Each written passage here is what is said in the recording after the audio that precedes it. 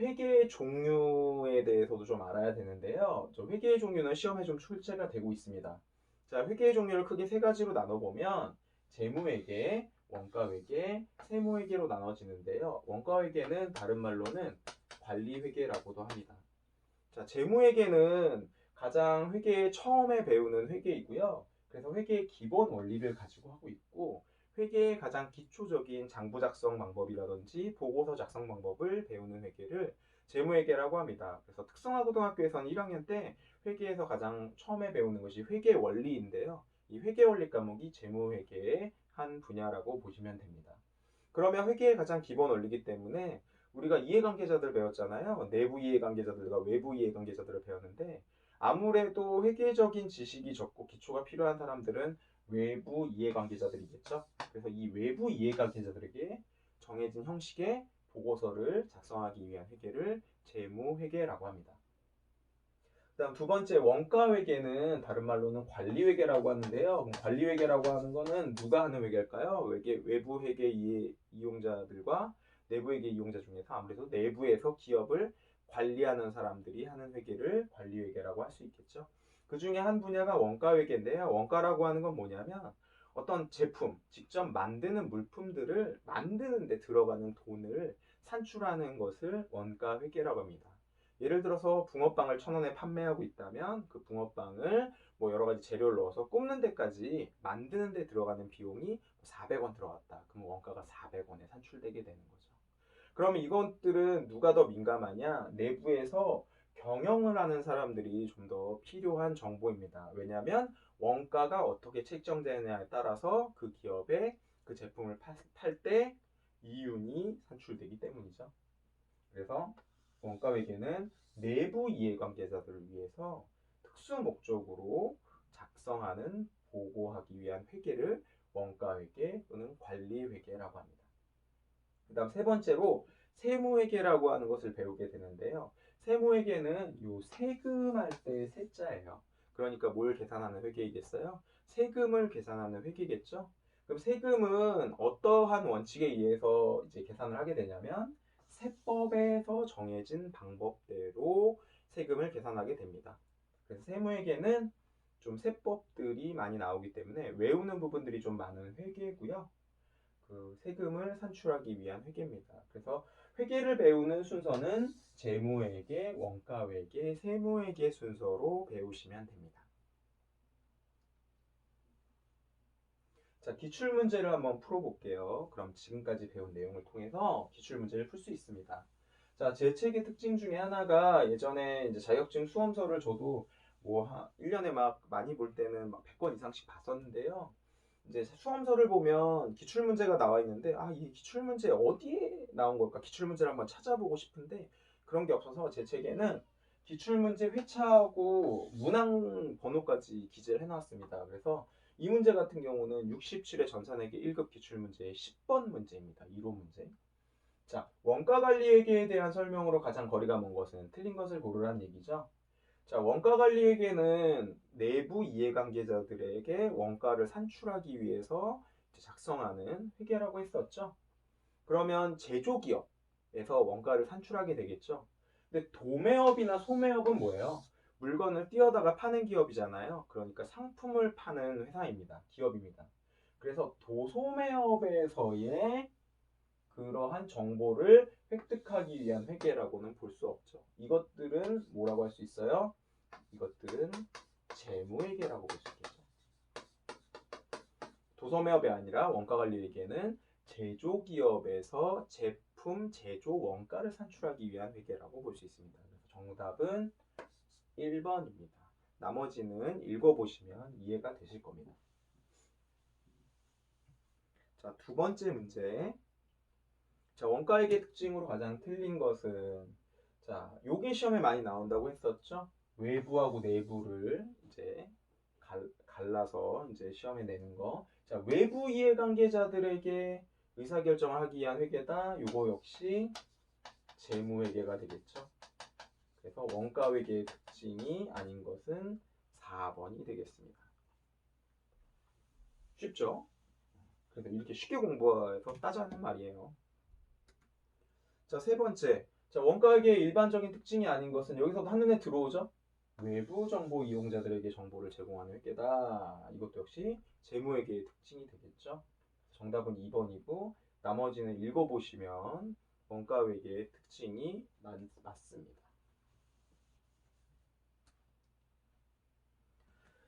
자, 재무제표라고 하는 것이 있는데요. 아까 이제 재무회계에서 보고서를 작성하는데 그 보고서에 그 정해진 명칭이 재무제표입니다.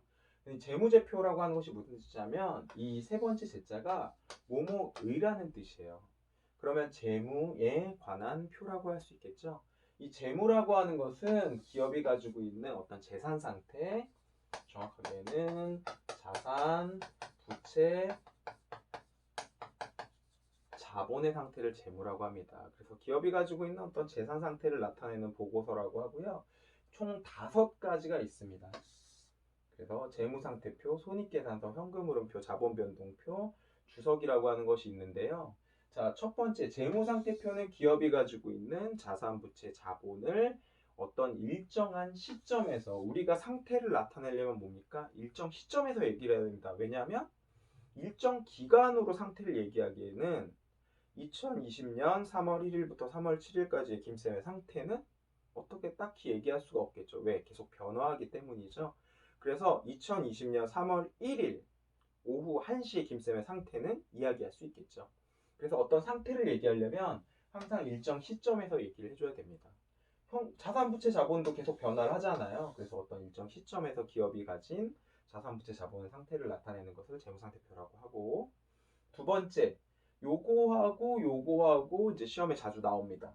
자, 일정 기간 동안에 어떠한 성과를 낸 것을 나타내는 표를 손익계산서라고 하는데요. 기업에서 성과는 뭡니까? 돈을 벌었을 때 수익과 돈이 나갔을 때 비용이 되겠죠.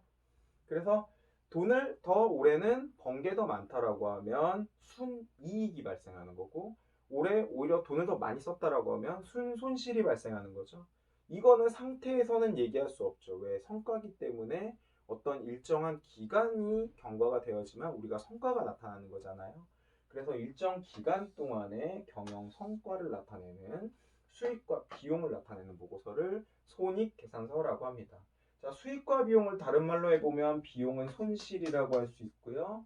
그 다음에 수익은 이익이라고 할 수 있죠. 그래서 손실과 이익에 대한 것들을 계산해 놓은 보고서다. 그래서 손익계산서라고 합니다. 그 다음으로 기업에서 중요하게 생각하는 것이 현금이에요. 왜? 현금은 바로바로 쓸 수 있잖아요. 그래서 이 현금이 어떻게 들어왔고 어떻게 나가는지를 작성하는 표를 현금 흐름표라고 합니다. 그러면 현금이 흐름이 있어야 된다라고 하면 얘는 일정 기간이 되겠죠. 변동된 상황을 나타내는 거니까요.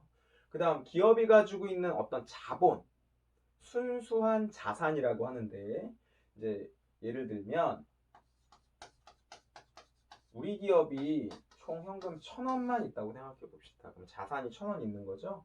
근데 은행에서 대출을 받은 게 300원이 있다라고 가정하면 우리 기업의 순수한 자산은 얼마가 될까요? 1,000원에서 300원의 부채를 빼면 순수하게는 700원 갖고 있는 거죠. 이것을 우리가 자본이라고 합니다. 이것을 어떻게 보유하고 있느냐에 따라서 그 기업이 이제 앞으로 계속 더 이제 경영 활동을 지속해 나갈 수 있는 회사인지 아닌지를 파악할 수 있겠죠. 그래서 그러한 변동을 나타내는 것을 자본 변동표라고 합니다. 이것도 역시 변화된 걸 나타내야 되니까 일정 기간 동안의 자본 변동을 나타내는 표입니다. 이 네 가지를 가장 기업에서 중요하다고 생각을 하고 있고요. 그 이외에 기타 등등의 것들은 주석이라고 하는 보고서에다가 몽땅 적어 놓고 있습니다. 예전에는 이익 중에 남은 것을 이익 잉여금이라고 했는데요.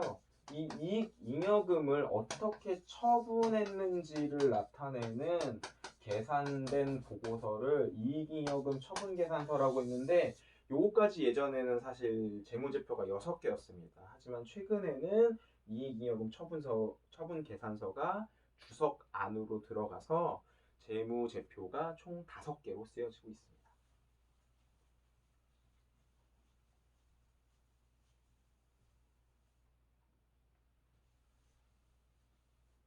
자, 다음으로 재무상태표 등식과 손익계산서 등식, 자본 등식이라고 하는 것이 있는데요. 이건 뒤에서는 자세하게 더 배울 건데 간단하게 지금까지 배운 것만으로 정리를 해보면 내가 가지고 있는 자산에서 부채를 빼면 순자산이 나왔었죠.